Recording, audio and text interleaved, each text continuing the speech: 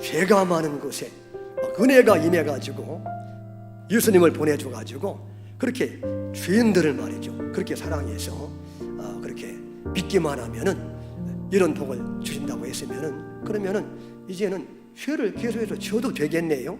그런 얘기 아닙니까 이게, 그죠?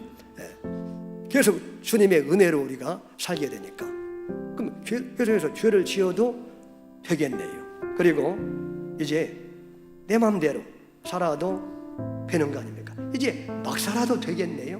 이제 이런 질문이라는 거예요. 결론은 뭐예요? 그렇게 막 살게 된다 안 된다? 그럴 수 없느니라 라는 것이 오늘 바울의 대답이죠. 그래서 자 2절 보세요. 그럴 수 없느니라.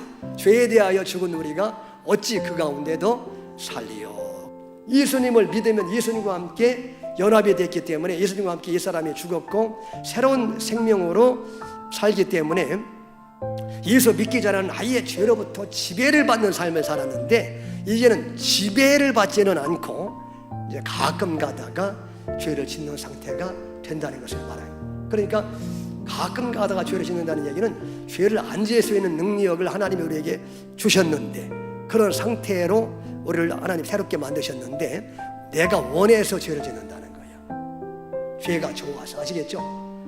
죄가 나를 지배해서 나는 짓기 싫은데 억지로 짓는다, 그런 개념이 아니고, 예수 믿은 다음에는 이제는 죄의 지배로부터 해방됐기 때문에 내가 안 지으려고 하면 얼마든지 하나님의 은혜를 힘입어 안 지을 수 있는데 내가 원해서 짓는다는 얘기. 그러니까 죄의 지배를 받는 것은 아니라는 거예요. 아시겠죠?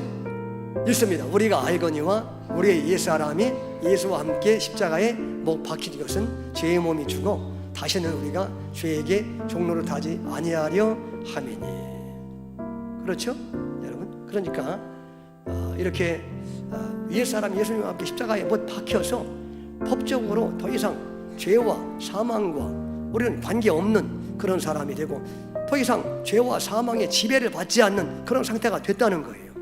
그러니까 더 이상 우리는 이제 죄의 지배를 받지 않는다. 그러니까 죄의 종로로 산다는 게 죄의 지배를 받지 않는다는 거 아니에요, 그죠? 종들은 주인의 지배를 받잖아요. 근데 우리는 더 이상 가끔 죄를 지키는 짓지만 종처럼 죄의 지배를 받아요, 안 받아요? 안 받는다. 왜?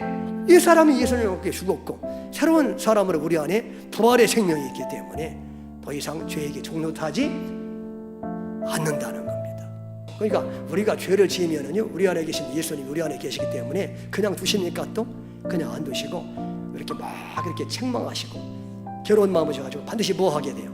이렇게 토설하고 발설하고 고백하고 회개하게 만드시잖아요. 그렇게 해서 괴로움도 주시고 그러면서 이렇게 죄를 고백하고 회개하도록 그렇게 이끌어 가시고 말이에요. 그렇게 계속해서 부활의 생명이 내 안에 계시기 때문에 그렇게 계속해서 그런 동일한 죄의 지배를 받지 않도록 주님이 그렇게 생명 가운데 살도록 그렇게 인도해 가시겠다는 겁니다.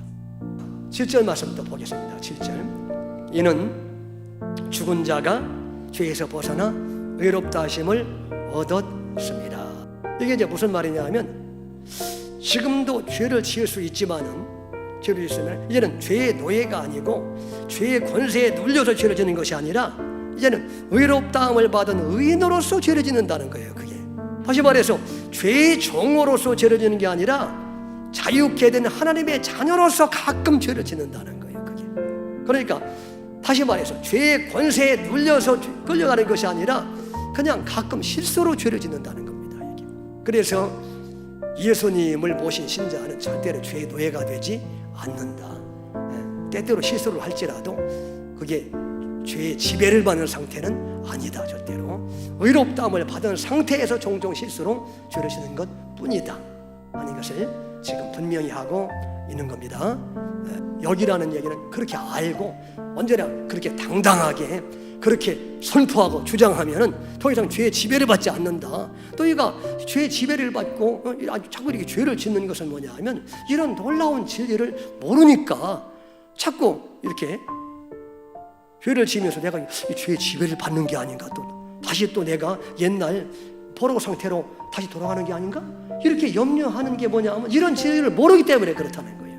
그러니까 이런 진리를 알고 나는 죄에 대해서 이제는 자유롭다, 네가 나를 지배한 게 아니라 내가 너를 지배할 수 있다. 이렇게 죄에 대해서 책망하고 말이죠.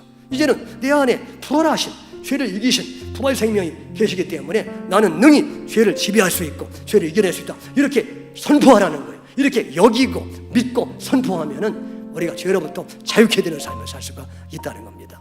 하나님을 향해서 열매 맺는 삶을 살 수가 있다는 거예요.